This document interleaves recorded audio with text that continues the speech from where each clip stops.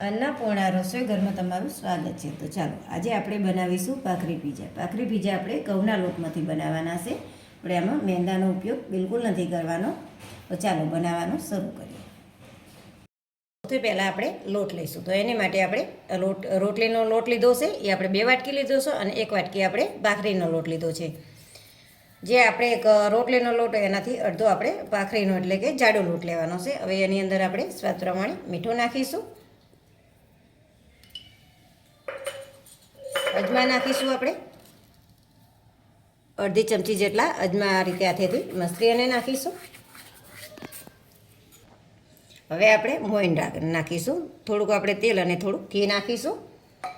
એકલા તેલથી કે એકલા ઘીથી પણ તમે બનાવી શકો છો. આપણે આ ઘઉંના લોટનો જ બનાવવાના છે, એકદમ હેલ્ધી.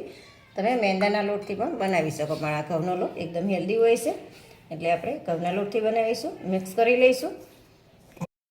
જો આપણે આ રીતે મોઈન સરસ એવું મિક્સ કરી લીધું છે. લોટના એક કણમાં આપણે મોઈન આ રીતે કરી દેવાનું છે મિક્સ. આ રીતે આપણે મુઠ્ઠી પર તો મોઈન રાખવાનું છે. મોઈન સરખું હશે તો પીઝાના લીજ સરસ બનશે. ને બને ત્યાં સુધી આ રીતે ઘઉંના લોટના જ પીઝા બનાવશો, બહુ સરસ બને છે અને ખાવામાં પણ ખૂબ જ હેલ્ધી હોય છે મેંદા કરતાં. તો હવે આ રીતે આપણે કઠણ, જે રીતે ભાખરીનો લોટ બાંધીએ એ રીતે આપણે કઠણ લોટ બાંધવાનો છે. પાણી નાખતા જઈશું અને લોટ આપણે બાંધતા જઈશું. જો આ રીતે આપણે કઠણ લોટ બાંધી લીધો છે અને આને થોડીક વાર આપણે મસળી લઈશું.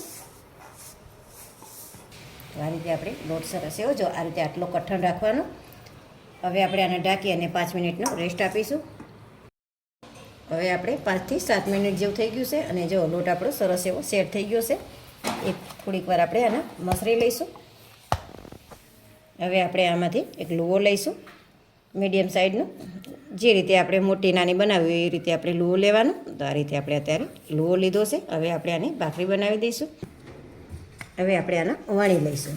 વણવામાં આપણે વધારે પતલી નથી બનાવવાની, થોડીક જાડી રાખવાની છે. તો આપણે આને વણી લઈશું. જો આ રીતે આપણે આટલી જાડી રાખવાની છે, હાવ પતલી નથી કરવાની. તો આ રીતે આપણે બધી ભાખરી વણી લઈશું.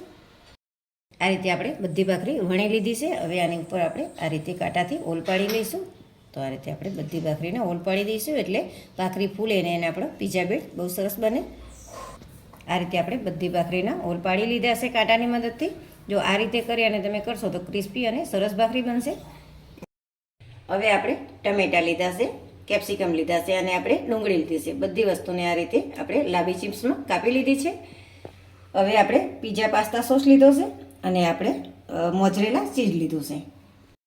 હવે આપણે તેલથી ગ્રીસ કરી લઈશું. તમે બટર કે ઘી કોઈ પણ વસ્તુથી આ રીતે ગ્રીસ કરી લેવાનો તવાનો. ગેસ આપણે ધીમો કરી લઈશું અને જે આપણે આ હોલ પાડેલા છે એ આપણે નીચેની સાઈડ જવા દેવાના. પહેલાં એને આપણે શેકવાનું છે. આ રીતે આપણે શેકી લઈશું ધીમા તાપે. આ રીતે આપણે દબાવી અને એકદમ ધીમા ગેસ ઉપર કડક એવી ક્રિસ્પી એવી સરસ આપણે પીઝા બેઝ બનાવી લેવાનો છે. જો આપણે જોઈ લઈએ, જો આ રીતે થોડો કલર બદલાય એટલે આપણે શેકી લેવાની. અને પાછળની સાઈડ આપણે વધારે નથી શેકવાની, ખાલી આપણી ભાખરી તૂટે નહીં એ રીતે થોડીક જ શેકવાની છે. 1 મિનિટે નહીં, એનાથી ઓછું. જો આ રીતે થોડીક જ આપણે શેકવાની. પછી આપણે આને ઉતારી લઈશું. થોડોક ઠંડો થાય પછી આપણે આની ઉપર સોસ લગાવી અને આપણે પીઝો તૈયાર કરીશું. હવે આપણે આ બેઝ ઠંડો થઈ ગયો છે તો આપણે પહેલાં પીઝા સોસ નાખીશું. આ રીતે થોડોક નાખી દઈશું. પછી આપણે આ રીતે પથરી દઈશું બધી જગ્યાએ. આ રીતે આપણે સોસ ચોપડો લગાવી લીધો છે. હવે આપણે બધું સ્ટફિંગ લગાવીશું. તો આ રીતે આપણે બધી વસ્તુ ગોઠવી અને મૂકી દઈશું.